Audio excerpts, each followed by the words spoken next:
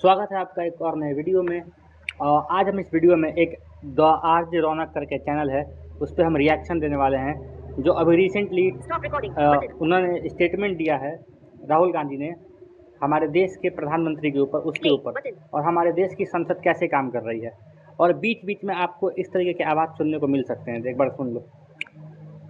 रुक जाओ, आपको मैं सुनाता हूँ जो आपको सुनने को सबसे ज़्यादा मिल सकते हैं। Just hold.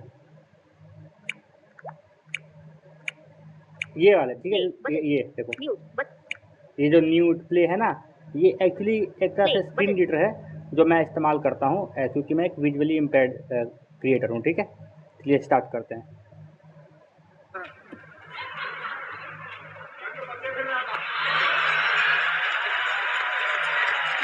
स्टार्ट हो चुकी है वीडियो, देखते जाते हैं। अब पता नहीं किसने डाला, कहां से घुसा कि भाई फॉरेन पॉलिसी का मतलब imagine the ignorance foreign policy. एक चीज पूछ सकता हूं, मिलनी समझ के तो नहीं पकड़ा था।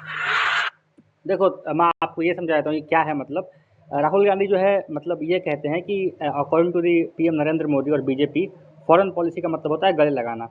तो वो गले लगाते हैं एक कांग्रेस के लीडर को, संदीप दीक्षित नाम है इनका। तो वो संदीप दीक्षित कहते हैं कि लोग, मतलब मोदी जो हैं, वो मैलोनी समझ के तो गले नहीं लगा देते हैं। अब बताओ, ये ऐसा बोलकर ये केवल हमारे प्रधानमंत्री की बेइज्जती नहीं कर रहे हैं, ये बेइज्जती कर रहे हैं सब लोगों की। ठीक है, ये हमारा नाम खराब कर रहे हैं नेशनल लेवल पर, ना कि नेशनल लेवल पर बल्कि इंटरनेशनल लेवल पर। इससे दो देशों के संबंध खराब होंगे। ठीक है, अभी हमारे प्रधानमंत्री गए थे वहाँ पर इटली में, तो उन्होंने डील की थी इटली के साथ कि हम जो है डिफेंस के, मतलब बनाएंगे हथियार, हेलीकॉप्टर बनाएंगे और हमारे देश की नर्सें वहाँ जाएंगी। इससे क्या कर रहे हैं, ये संबंधी तो खराब कर रहे हैं। मैं एक बात बताता हूँ आपको, ये मोदी जी के पास ना खतरनाक कृपा है, जबरदस्त लक है उनके पास कि उनको ऐसा ऑपोजिशन मिला। बिल्कुल सही, बिल्कुल सही। हमारे देश में मतलब जब भी लगता है ना कि हाँ, कि अब मतलब बीजेपी ख़त्म होने वाली है, तब कुछ ना कुछ लोग ऐसा कर देते हैं जिससे लगता है कि बीजेपी वापस आ जाती है। लोग इसलिए, मैं आपको एक चीज़ बताता हूँ, लोग इसलिए मतलब बीजेपी को वोट देता है, इसलिए नहीं कि वो काम अच्छा करती है, इसलिए क्योंकि सामने उनसे भी गधे बैठे हैं। आसान शब्दों में अंधों में काना राजा, यही वाला हाल है। अब ये सारी बातें जो चाहे राहुल के स्टेज से हुई हो या जंतर मंतर प्रोटेस्ट पे हुई, सब इलेक्शन में यूज होगा भाई साहब, बढ़िया से। लेकिन इस वीडियो का टॉपिक अलग है दोस्तों। हाल ही में संसद का मॉनसून सेशन हुआ, उसने तो हमारी पुरानी सारी बहसों के रिकॉर्ड तोड़ दिए। एक तरफ होम मिनिस्टर अमित शाह बहस के लिए ताल ठोक रहे थे, दूसरी तरफ अपोजिशन के नेता राहुल गांधी ने बोल दिया क्लियरली, वी डोंट केयर, हमें कोई परवाह नहीं। अब आम आदमी के दिमाग में यही सवाल है कि भाई चल क्या रहा है।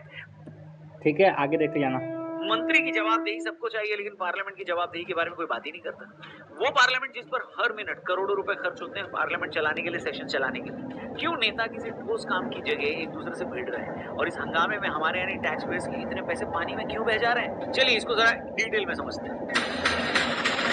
दोस्तों, ऑपोजिशन की डिमांड क्लियर थी। पिछले कुछ समय से नीट के स्टूडेंट्स का जो मुद्दा गरमाया हुआ है, उस पर प्रोटेस्ट और पुलिस की लाठीचार्ज को लेकर ऑपोजिशन सरकार को घेर रहा था। उनका सीधा सवाल था, उन स्टूडेंट्स पर लाठीचार्ज का और पीटने का आदेश उनको किसने दिया?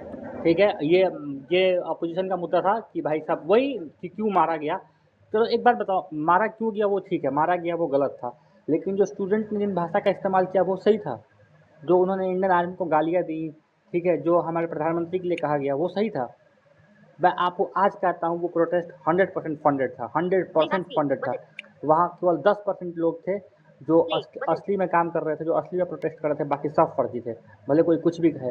उससे असली प्रोटेस्ट था झारखंड वाला, जो झारखंड में प्रोटेस्ट हुआ वो उससे बहुत असली प्रोटेस्ट था। उनकी जिद थी कि होम मिनिस्टर अमित शाह खुद संसद में आए, इस बात का जवाब दें, क्योंकि दिल्ली पुलिस सीधे होम मिनिस्टर के अंडर आती है। इसके अलावा राम मंदिर में चंदा चोरी का जो एलिगेशन था, उस पर भी ऑपोजिशन चर्चा चाहता था। हाँ, ये राम चोरी, जो मतलब राम मंदिर में जो चंदा चोरी हुआ था, ये बहुत ही वो था, मतलब सीरियस कंसर्न था यार। ठीक है, इस पर चर्चा होनी चाहिए। ये मतलब ये दिखाता है कि हम लोग कितने बड़े, मतलब क्या बोलूँ मैं, उस सही शब्द नहीं मिल पा रहा है। ये राम मंदिर केवल किसी सरकार का थोड़ी है, ये तो पूरे वर्ल्ड में भारत की पहचान है, हिंदुत्व की पहचान है, और वहाँ पर हम ऐसा ही काम करते हैं। अभी मतलब मुश्किल से शायद 2 साल भी नहीं हुआ होगा राम मंदिर खुले हुए, और ये चंदा चोरी का केस सामने आ गया। जब बात बहुत बढ़ गई और ऑपोजिशन लगातार एलिगेशन लगाने लगा कि अमित शाह गायब है, संसद आने से डर रहे हैं, तो अमित शाह ने मोर्चा संभाला। अमित शाह ने संसद में ऑपोजिशन को पूरे 24 घंटे का टाइम दिया, ऑफर दिया। शाह ने कहा कि अगर ऑपोजिशन सच में चर्चा चाहता है तो एक फॉर्मल लेटर दे। 12 तारीख को उन्होंने कहा कि मैं आज दोपहर 3 बजे से लेकर कल यानी अगले दिन दोपहर 3 बजे तक सदन में बैठने को तैयार हूँ। आप सवाल पूछिए, मैं हर एक बात का जवाब दूंगा। आज 3 बजे तक स्पीकर साहब को वो पत्र दे दे। 3 बजे से लेकर कल 3 बजे तक सभी प्रकार की चर्चा के लिए हम तैयार हैं। मैं सदन में ही बैठूंगा, सबको सुनूंगा और सब चीजों का जवाब दूंगा। सरकार के पास छुपाने के लिए कुछ नहीं। अब बारी राहुल गांधी की थी। जैसे अमित शाह ने 24 घंटे वाला ऑफर दिया, राहुल गांधी ने इसे सिरे से खारिज कर दिया। उन्होंने मीडिया के सामने आकर बोला कि भाई वी डोंट केयर कि अमित शाह बोल क्या रहे हैं। राहुल का लॉजिक। अच्छा, तो अब क्या चाहिए? ये फिर ये बात जब एक तो उन्होंने कहा कि हम मतलब अमित शाह से सवाल पूछना चाहते हैं। जब सवाल पूछने के लिए वो बोले कि हाँ मैं 24 घंटे यहाँ संसद में बैठूंगा, तो उन्होंने मना कर दिया। कहते हम बात ही नहीं करेंगे। ये क्या बात हुई? मतलब चिट भी मेरा, पट भी मेरा, अंटा मेरे बाप का। ठीक है, पहले पहले तो मतलब बुलाओ कि हाँ आओ बात करो। जब बात करने के लिए वो मान जाता है इंसान, तो हम बात नहीं करेंगे। ये सही में टाइम पास ही तो कर रहे हैं, और क्या कर रहे हैं। वो सही बोल रहा था कि पार्लियामेंट में जनता का कितना टैक्स का पैसा खर्चा हो रहा है। ठीक है, पहले तो आदमी बात नहीं करता, जब बात करता है तो हम बात नहीं करेंगे। था कि ऑपोजिशन अमित शाह का कोई लेक्चर या उनकी कोई फैंटेसी सुनने के लिए नहीं बैठा है। हमने खारगे जी और मैंने प्रेस कॉन्फ्रेंस किया। बाकी ऑपोजिशन ने क्लियरली बोला है we are not interested in listening to mister Amit Shah imagination. Rahul का लॉजिक यही था, बॉस दिल्ली पुलिस और रैपिड एक्शन फोर्स दोनों होम मिनिस्ट्री के अंडर आते हैं। ऐसे में अमित शाह ने स्टूडेंट्स को क्या पीटने का आदेश दिया है? अगर हाँ तो वो दोषी हैं और उन्हें इस्तीफा देना चाहिए। और अगर पुलिस ने बिना उनके आदेश के ऐसा किया है तो इसका मतलब है कि वो एक इनकॉम्पिटेंट होम मिनिस्टर हैं और इस नाते भी उन्हें इस्तीफा देना चाहिए। राहुल एक तो यार देखो, सबसे बड़ी बात, इस्तीफा को तो इन्होंने मजाक बना दिया है। ठीक है, कुछ भी हो जाए इस्तीफा दे दो, कुछ भी हो जाए इस्तीफा दे दो। ठीक है, पेपर लीक इस्तीफा दे दो, पुलिस ने मारा इस्तीफा दे दो। ठीक है, उसके बाद प्रधानमंत्री इस्तीफा दे दो। एक जब से वो धर्मेंद्र प्रधान ने इस्तीफा दिया, हर इंसान इस्तीफा मांग रहा है। भाई इस्तीफा लेना इतना आसान चीज़ थोड़ी है। ठीक है, बाहर से वो एक आपने मूवी देखी है नायक? नायक में एक डायलॉग मारता है अमरीश पुरी कि लोगों को एक चीज़ पता चलनी चाहिए कि सवाल उठाना कितना आसान होता है और राज्य चलाना कितना मुश्किल होता है। जब इनकी सरकार थी, जो लोग इस्तीफा मांग रहे हैं, जो विपक्ष की सरकार थी, क्या तब नहीं होता था पेपर लीक? और पेपर लीक को कोई डिफेंड नहीं कर रहा है। पेपर लीक को पहली बात कोई डिफेंड नहीं कर रहा है। लेकिन क्या इस्तीफा लेने से पेपर लीक ख़त्म हो जाएगा? मेरे को ये बता दो।